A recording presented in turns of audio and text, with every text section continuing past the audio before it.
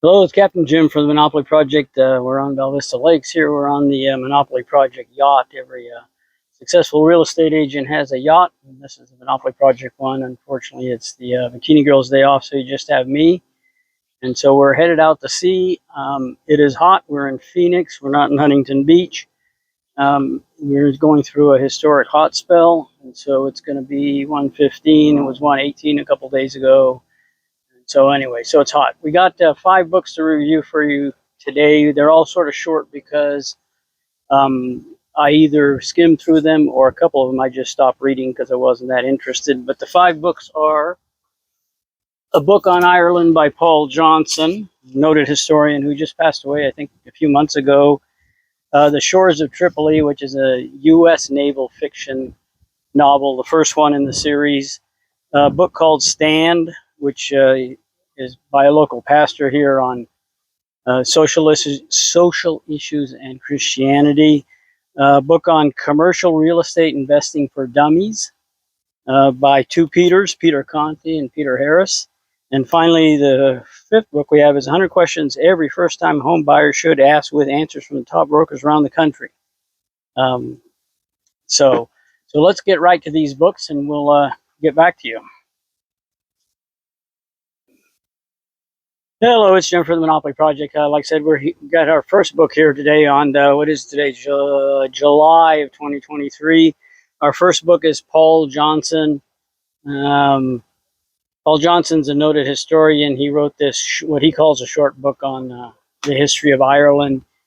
And Paul Johnson actually just passed away, I think, 3 or 4 months ago. He was in his 90s.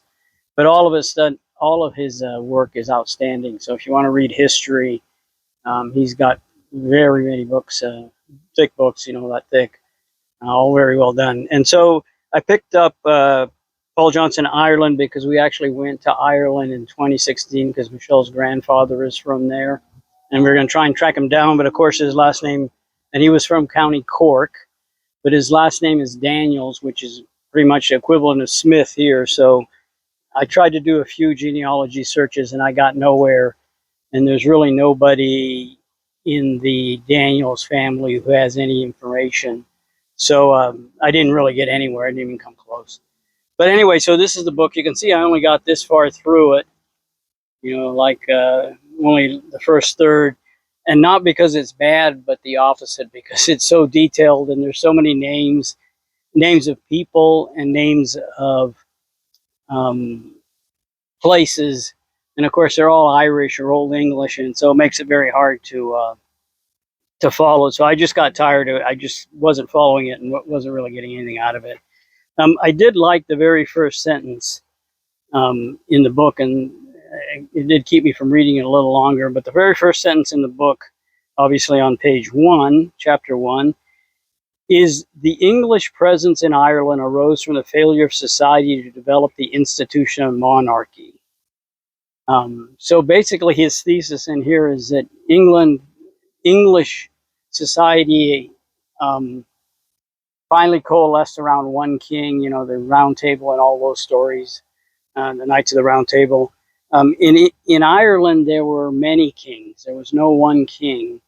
And so, and at the time when this was happening, Ireland and England weren't so disparate in population and size. It was more like 2 to 1, whereas now it's at least 5 or maybe even 10 to 1.